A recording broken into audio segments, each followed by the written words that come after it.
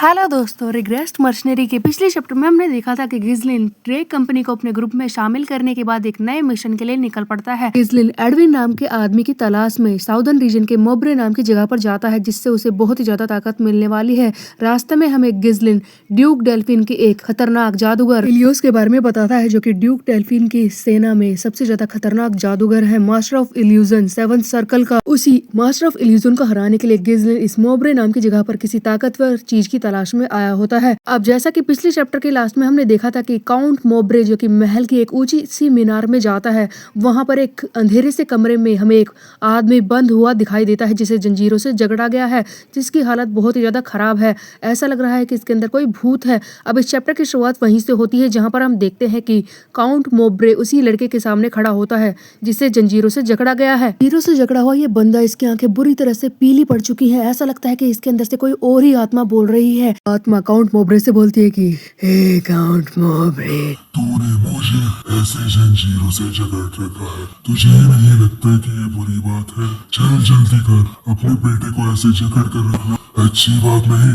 खोल मुझे। तभी काउंट मोब्रे के पीछे खड़ा सैनिक बोलता है कि आप पीछे हट जाइए और इसकी चैन खोलने के बारे में बिल्कुल मत सोचिएगा। तब काउंट मोब्रे कहता है कि कितनी बुरी बात है, मेरा बेटा वो एक आत्मा के जाल में फंस गया। तुम्हारा दिमाग इतना ज्यादा वीक हो चुका है कि तुम उसकी बात मान रहे हो। तभी वो पीली आंखों वाला बंदा बोलता है कि ये सब कुछ तुम्हारी वजह से हुआ है। हाँ, तुम्हारी वजह से। तुमने मुझे यानी कि अपने बेटे को कभी इंसान ही नहीं समझा, कितनी बुरी तरह से बर्ताव किया। ये सब कुछ तुम्हारी वजह से हुआ है, तुम्हारी गलती है। हाँ, बस तुम्हारी। काउंट मोब्रे शरीर के अंदर के भूत से बोलता है कि देखो, मैं तुम्हारे लिए दूसरी बॉडी का इंतजाम कर दूंगा, तुम वहां पर क्यों नहीं चले जाते, और हो सकता है कि मैं तुम्हें यहाँ से निकाल कर आजादी कर दूं। तुम एक आत्मा हो, तुम यहाँ से जाने के बाद किसी भी शरीर में जा सकते हो, तो तुम मेरे बेटे को क्यों नहीं छोड़ देते। तब वो आत्मा बोलती है कि क्या कहा? छोड़ दूं? नहीं, मैं ऐसा नहीं करूंगा, क्योंकि ये बेटा ये भी मुझे छोड़ना नहीं चाहता। यही चाहता है कि मैं इसके शरीर में रहूं। दोस्तों, इन सारी बातों से पता चलता है कि काउंट मोब्रे के इस बेटे के शरीर यानी कि एडविन के शरीर में किसी काली आत्मा का साया है, जो उसे छोड़ने को तैयार नहीं है। तब काउंट मोब्रे कह रहा होता है कि क्या मेरा बेटा खुद चाहता है कि काली शक्ति वाली ये आत्मा उसके शरीर में रहे? ये नहीं हो सकता। मैंने क्या क्या किया इस बुरी शक्ति वाली आत्मा को अपने बेटे के शरीर से निकालने के लिए। मैंने दैवीय शक्तियों का इस्तेमाल करवाने की कोशिश की, यानी कि पादरियों की मदद ली, इसके अलावा जादूगरों की मदद ली, और तो और मैंने किसी दूसरी टेरिटरी के एक काले जादूगर को चुपचाप यहाँ पर कैद करके बुलवाया, उससे भी अपने बेटे को ठीक करवाने की कोशिश की, लेकिन कुछ नहीं हुआ। क्या सचमुच ऐसा कोई रास्ता नहीं है जिससे ये शैतानी आत्मा मेरे बेटे के शरीर से निकलकर बाहर आ जाए। दोस्तों, एडविन के शरीर पर एक शैतानी आत्मा ने पूरी तरह से कब्जा कर रखा है। वो बहुत ही ज्यादा खतरनाक सा लग भी रहा होता है। काउंट मोब्रे हार मान जाता है और फिर से वहां से वापस आ जाता है। बेटे से मिलकर जैसे ही काउंट मोब्रे उस जगह से बाहर निकलता है, तभी दो सैनिक आकर इसे बताते हैं कि बाहर एक आदमी और एक औरत आए हैं, वो आपसे मिलना चाहते हैं। जिससे सुनकर काउंट मोब्रे कहता है कि भेज दो उन्हें यहाँ से, मैं किसी से मिलना नहीं चाहता। जिस पर सैनिक कहते हैं कि काउंट, उस लड़के ने बताया कि वो एक ओझा है जो कि आपकी परेशानी को हल कर सकता है। दोस्तों, ये गिज़लिन के बारे में बता रहे होते हैं, जहाँ पर इस चैप्टर में उसने अपने आप को एक ओझा बताया था और उसने कहा था कि वो दूसरी टेरिटरी से आया एक नोबल है जिसका नाम है काउंट डगली। अब यहाँ पर उसी के बारे में बताया जा रहा है। अब ओझा की बात सुनते ही काउंट मोब्रे उससे मिलने को तैयार हो जाता है। अब दोस्तों, यहाँ से सीन को बदल कर दिखाया जाता है। गिज़लिन से मिलने के लिए काउंट मोब्रे अपने मीटिंग रूम में आ चुका है। गिज़लिन बिल्कुल उसके सामने बैठा होता है और इस मोब्रे से कहता है कि मैं हूँ दूसरी जगह यानी कि ईस्ट से आया हुआ एक बैरन जिसका नाम है डगली। मैं आपके बेटे की दिमागी बीमारी को पूरी तरह से ठीक कर सकता हूँ। मुझे पता है कि वो काफी वक्त से दिमागी बीमारी से जूझ रहा है। तब काउंट मोब्रे कहता है कि तुमने मुझसे अभी अभी कहा कि तुम एक ओझा हो, इसके अलावा तुम दिमागी बीमारी की बात कर रहे हो जो दवाइयों से ठीक होती है। क्या ये दोनों बातें आपस में मिलती हैं? तब गिज़लिन कहता है कि जब भी कोई भी इंसान ऐसा होता है कि वो किसी दिमागी बीमारी से जूझ रहा होता है, उसे परेशानी होती है कोई भी दिमागी, तो लोग यही कहते हैं उसके अंदर कोई शैतानी आत्मा घुस गई है। क्या मैंने सही नहीं कहा? अब दोस्तों, उस बंदे एडविन के अंदर शैतानी आत्मा है या फिर सचमुच कोई दिमागी परेशानी है, यहाँ पर ये बात तो साफ नहीं है, लेकिन हाँ, उसके अंदर कोई ना कोई परेशानी तो जरूर है।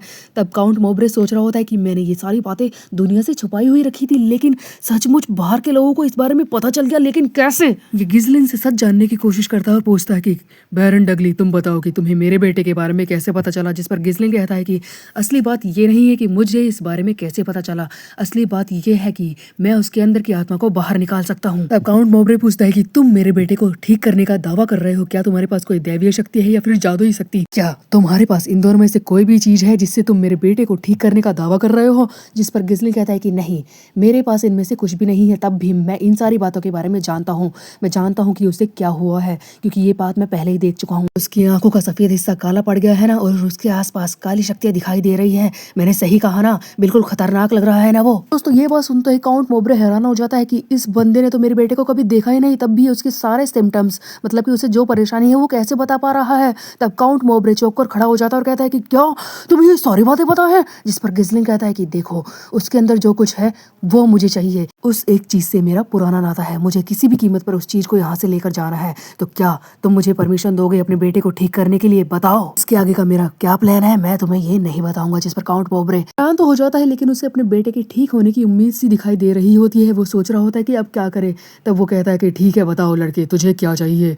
तब गिजलिन कहता है कि मुझे ज़्यादा कुछ नहीं चाहिए, मैं बस उसे ठीक करना चाहता हूँ। उसके बाद जो कुछ मुझे मांगना है वो तुम मुझे आसानी से दे दोगे। वैसे भी तुम एक काउंट हो, तुम्हारे ऊपर कोई बोझ नहीं आने वाला। गिजलिन परेशानी को भी अपने साथ ले जाना चाहता है और बदले में ज़्यादा कुछ मांग भी नहीं रहा। ये सुनकर मॉब्रे तैयार हो जाता है और कहता है कि ठीक है, बताओ मेरे बेटे को ठीक करने में तुम्हें कितना वक्त लगेगा, तुम्हें क्या चाहिए? जिस पर गिजलिन कहता है कि उसे कुछ वक्त लग सकता है, हो सकता है कि कुछ दिन लग जाए, कि किसी भी बीमारी का उपचार करने के लिए, यानी कि ओझा की तरह ये काम करने के लिए उसे काफी वक्त लग सकता है। इसके अलावा गिजलिन बताता है कि इस चीज को ठीक करने के लिए, यानी कि उपचार करने के लिए, उस ईविल आत्मा को बाहर निकालने के लिए जिस भी हथियार की जरूरत है, जो भी उसे चाहिए वो भी अपने साथ वो पहले से ही लेकर आया है, बस उसे डिस्टर्ब ना किया जाए। गिजलिन ने काउंट मॉब्रे से परमिशन ले ली है और उसने ये भी बोल दिया है कि जिस भी चीज की जरूरत है वो पहले से ही उसके पास है, बस किसी को भी अंदर ना आने दिया जाए कुछ वक्त तक, जब तक कि वो अपना काम ना कर ले। आखिरकार गिजलिन कौन सा अनोखा रास्ता अपनाने वाला है उस ईविल आत्मा को खींचने के लिए? दोस्तों एक अकेला बंदा, वॉरियर, मर्शनरी, डॉक्टर और अब एक ओझा बनने जा रहा है। काउंट मॉब्रे गिजलिन को आज्ञा तो दे देता है और साथ ही धमकी भी देता है कि अगर तुम ऐसा नहीं कर पाए, मेरे बेटे को ठीक नहीं कर पाए, तो याद रखना मैं तुम्हारे टुकड़ों को भी इस महल से बाहर निकलने नहीं दूंगा, समझो? लेकिन दोस्तों गिजलिन पर ऐसी धमकियों का कोई असर नहीं होता। वो जाते जाते बोलता है कि ठीक है, मैं जा रहा हूँ अपना ओझागिरी करने के लिए अपने इस साथी के साथ। ये बेलिंदा को भी साथ जाने के लिए बोल रहा है और कहता है कि कोई भी अंदर नहीं आना चाहिए, बस आपको ये बात मानी है जब तक कि मैं खुद बाहर ना जाऊं, वरना आपके बेटे एडविन की जान खतरे में पड़ जाएगी। बस आपको मेरी यही एक बात माननी होगी। ये कहकर गिजलिन उस टावर के अंदर चला जाता है जहां पर उस शैतानी आत्मा को बंद करके रखा गया है, यानी कि एडविन को। फाइनली गिजलिन इस मॉब्रे महल की उस मीनार में पहुंचता है जहां पर एडविन को बंद करके रखा गया है। वही काला सा कमरा जिसके अंदर बेलिंदा और गिजलिन घुसते हैं। अंधेरे से कमरे में वो शैतानी सा एडविन खड़ा होता है जो कि इसे घूर रहा होता है, जिसे देखकर गिजलिन कहता है कि ओह ऑसम, चलो अब मैं अपना काम शुरू करता हूँ तुझे ठीक करने का। इनकी बातों को सुनकर वो शैतानी आत्मा हंसने लगती और कहती है कि क्या कहा, तो मुझे ठीक करेगा? लगता है तू कोई पादरी है, हाँ मुझे ठीक करेगा, लेकिन भूल जा कुछ नहीं कर पाएगा तू, कोई पादरी कुछ नहीं कर सकता। मैं एक ग्रेट पावर हूँ, एक शैतानी शक्ति, मेरा कोई कुछ नहीं बिगाड़ सकता, समझा? कर ले तू भी कोशिश, सब बेकार होगा।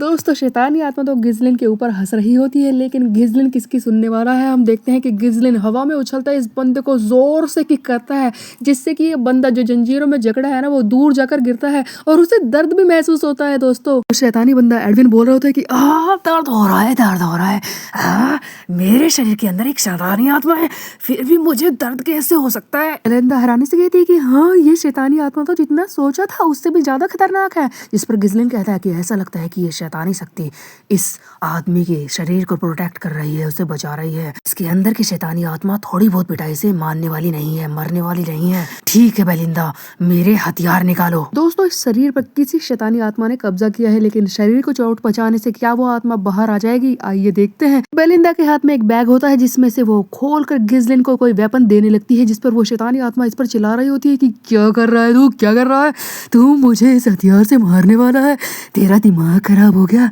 तुझे पता है ना ये शरीर काउंट के बेटे का है, अगर तूने इसे नुकसान पहुंचाया ना तो वो तुझे यहाँ से जिंदा जाने नहीं देगा।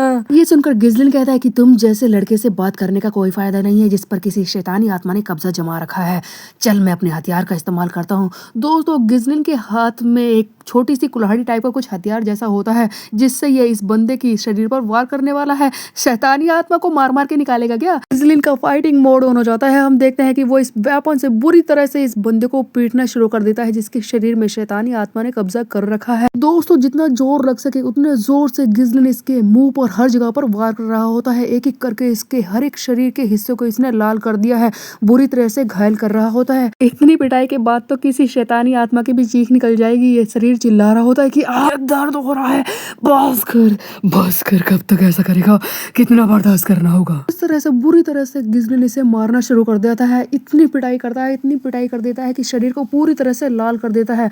शैतानी आत्मा को किसी भी कीमत पर बाहर निकालना चाहता है। दोस्तों ऐसा लगता है कि आत्मा कब्जा होने के बाद ये शरीर जिसका है ना वो अपने आप को भूल ही चुका है कि उसकी खुद की भी एक आत्मा है।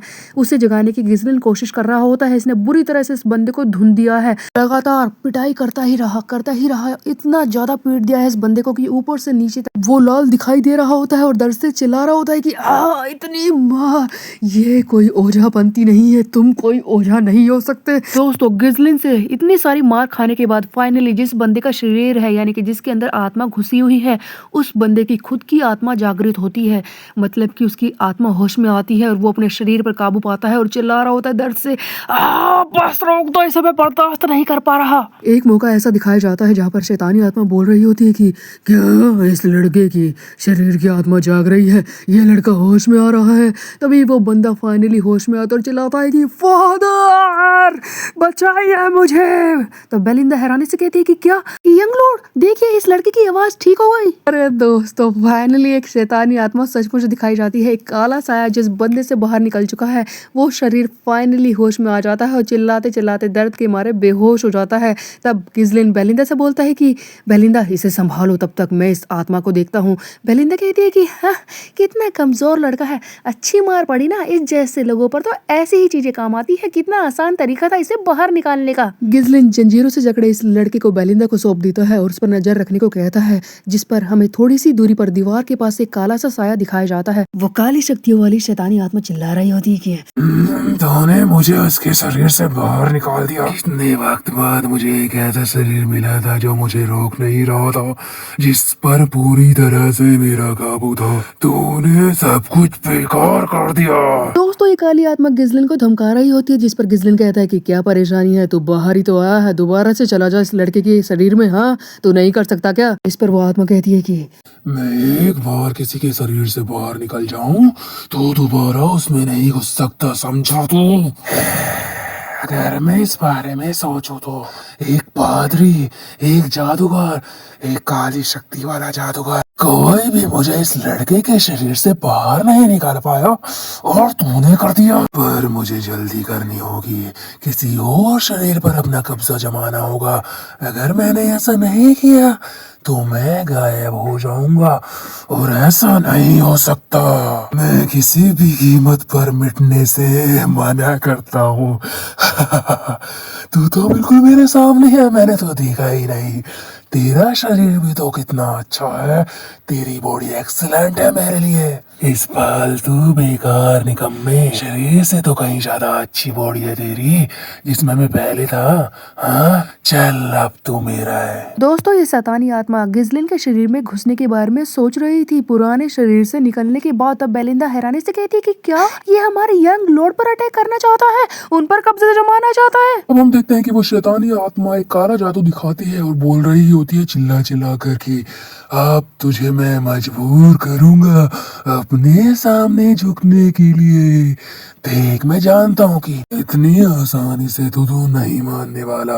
मैं अपनी यादों से वो शरीर बनाता हूँ जो तुझे मजबूर करेगा, घुटनों पर लाएगा, तेरा दम निकालेगा। देख मेरी तरफ ध्यान से, मैं तुझे मजबूर कर दूंगा कि तू खुद अपना ये शरीर मेरे नाम लिख दे। और फिर हम देखते हैं कि वो शैतानी आत्मा गिजलिन के चारों तरफ फैलने की कोशिश करती है। वो अपनी यादों से एक खतरनाक रूप बनाती है जो कि गिजलिन पर काबू पा सके। अब गिजलिन के ऑरा को देखकर ये शैतानी आत्मा समझ चुकी है कि गिजलिन अपने आप तो इसको शरीर में घुसने नहीं देगा। इसीलिए ये शैतानी आत्मा किसी एक ऐसे बंदे का शरीर क्रिएट करती है, मतलब कि इल्यूजन पैदा करती है, जिससे कि गिजलिन हार मान ले और खुद ही उसे अपने शरीर में आने दे। शैतानी आत्मा जिसका खुद का कोई शरीर नहीं है कि गिजलिन के सामने एक भ्रम पैदा करती है, एक नकली शरीर पैदा करती है।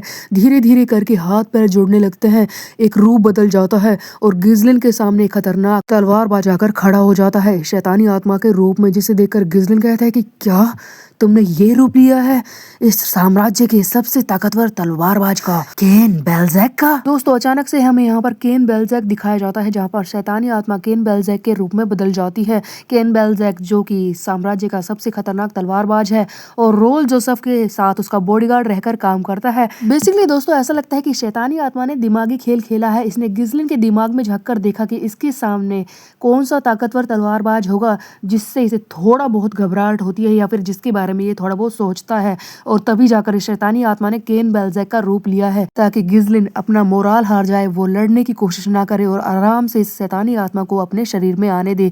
लेकिन क्या सचमुच गिजलिन ऐसा होने देगा या फिर जानबूझकर गिजलिन इस शैतानी आत्मा को अपने अंदर आने देगा? क्योंकि यहाँ पर गिजलिन किसी शक्ति के तलाश में ही तो आया था। क्या यही तो वो शक्ति नहीं है? और अगर सचमुच यही वो शक्ति है तो ये शक्ति उसे उस मास्टर इलियोस जो कि भ्रम का जादूगर है उससे लड़ने में कैसे मदद करेगी, ये सब हम देखेंगे आगे आने वाले चैप्टर में। तब तक के लिए मेरे चैनल को सब्सक्राइब कर ले दोस्तों, वीडियो को हाइप करना मत भूलेगा ताकि व्यूज बढ़े और चैनल की थोड़ी बहुत रीच बढ़ सके दोस्तों, प्लीज प्लीज।